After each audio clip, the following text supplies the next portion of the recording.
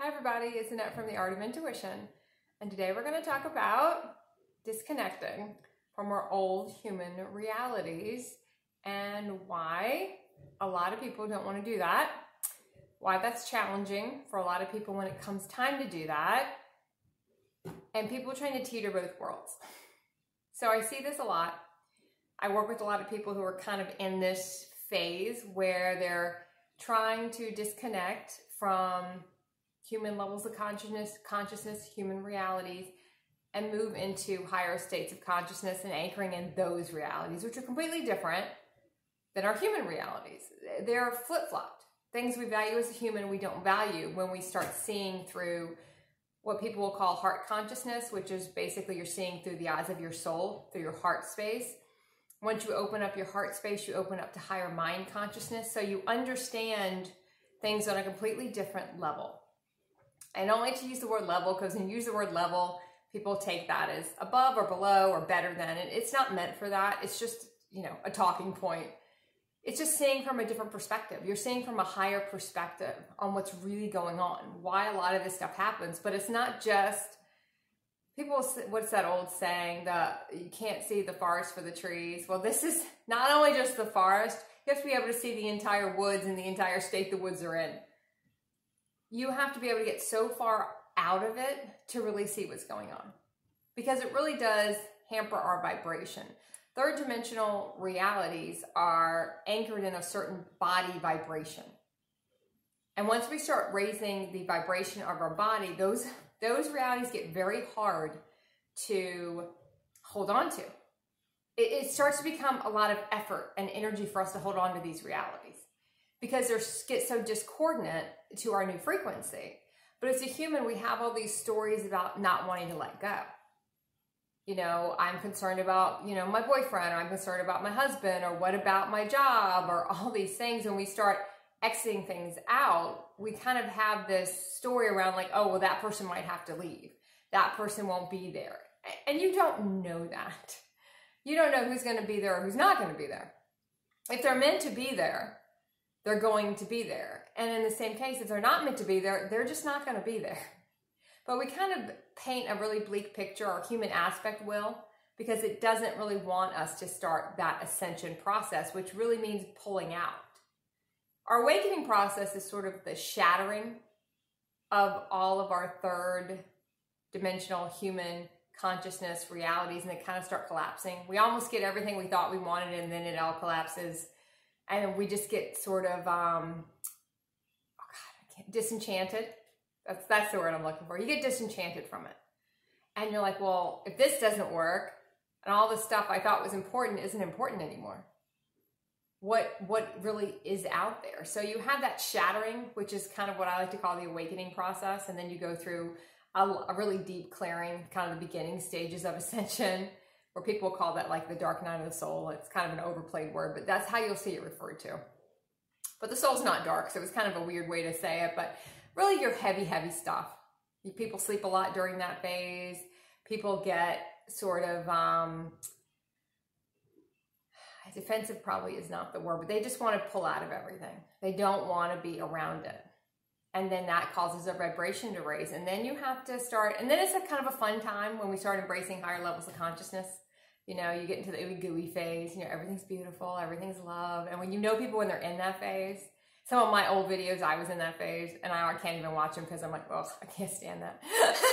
But I'm in a different phase now. So it's an important phase. And if you're in that phase, you're going to be attracted to those types of videos, right?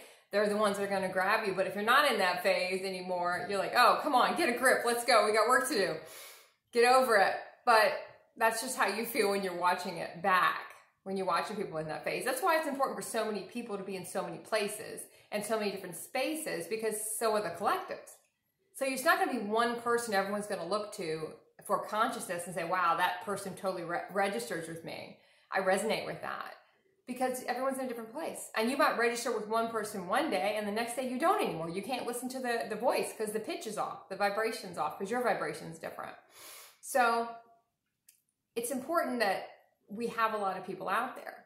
But once you kind of get past your awakening, which can be very traumatic, usually it is, kind of shake you loose, but a a lot of times we'll still have a grip on it in some way or the other. We'll still want to do the old stuff.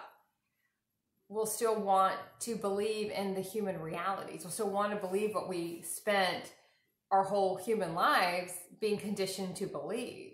And leaving a lot of this stuff behind, stop doing what you used to do, whether it be leaving a job that you really don't enjoy but you feel like it's a safe job. Nothing in the human realities are safe. We're conditioned to believe they're safe, but they're really not any safer than anything else. You'll know what's becoming so distorted that you can't keep it. And the question I always ask people when I'm talking to people in this place is, if you're not happy there, you have to look at why you're there. And you might be at a level of consciousness where you can see, oh, I'm here because I know I'm supposed to be here till this time. But if you can't see that, you might want to ask for an outside sign if you don't have that connection inside yet to ask. Because a lot of people just don't connect with themselves. And one good way to start is just asking every day, what do I do? What do I do? What do I do now, universe? You know, which is just really the higher aspects of you, kind of the future yous in a sense. What do I do now? What's going on now? Well, what happens now? What do I do? To kind of start to move you through it. But a lot of times, even though we kind of get shaken loose from human realities, we still want to keep a hand in there. We want to keep a foot in there. We don't want to disconnect. We don't want to be judged by being disconnected from it, which really is our own judgment because we're judging ourselves from being disconnected from it. So it's really us, but it gets mirrored back at us by what we fear is going to happen. We don't want to seem like the weird person because no one wants to be labeled as that and ostracized from human realities. It's in our human DNA to stay with the group. We don't want to pull away from that until your DNA starts to recode. The more you expose your body to higher consciousness material, people, you start being outside, everything that's going to raise your vibration. And I've got tons of videos on the channel that, you know, tell you how to raise your vibration. So maybe we'll recap those at another time. But there's lots of things we can do. But just getting out of the shit of human realities raises your vibration. The COVID realities having people move out of certain things because it was unsafe to be there helped a lot of people raise their vibration. That's why a lot of people don't want to go back. They can't force themselves back in those vibrations. So a lot of people now are trying to force themselves back. They don't want to completely let go. They don't want to stand up and say, no, that's not my reality. I talk to a lot of people who will give an opinion about, well, you know, it's this, right? It's this in the human reality. And a human level of consciousness, they're not wrong. In a human state of consciousness, that is true. In a higher state of consciousness, it's something else. Even if you look at how we label certain conditions or you know, diagnoses, dementia is kind of labeled as a bad thing, but it's more harsher for the people around the person. But if you kind of start breaking the words down, it's like different dimensions. That the person in that space is just in different dimensions. They're not fully in their body anymore, so they're in different spaces. So even if you start playing with human words, you start to see some of the underlying things that are really being said, what's really going on. So really start to dissect your human realities and see what you're holding on to. What are you don't want to let go of? Look at the story behind it. Look at what it is. Some people will say, oh, I see the program. I know I have a program about leaving this behind or not, if it's, you know, using credit cards. I have a program about doing that. I don't know what it is, but I keep doing it. Once you realize you have the program, you're at a consciousness level to start to shift the program. There's not a lot of excuses. If you don't see it, that's a different level of consciousness. If you just keep doing the same shit and you're not seeing it. Once you see it, you have a responsibility on a consciousness level to start to shift it because you can see it, that you keep looping and you know you're doing something you on a soul level shouldn't be doing, but you keep doing it. So look at what you're doing, take responsibility for it, start to shift it. Take ownership of it. You're the highest consciousness person in your reality for a reason. You have things to do. The more you try to hold on to the old, the worse that ride is going to be. So, okay, enjoy. Keep practicing the art of intuition.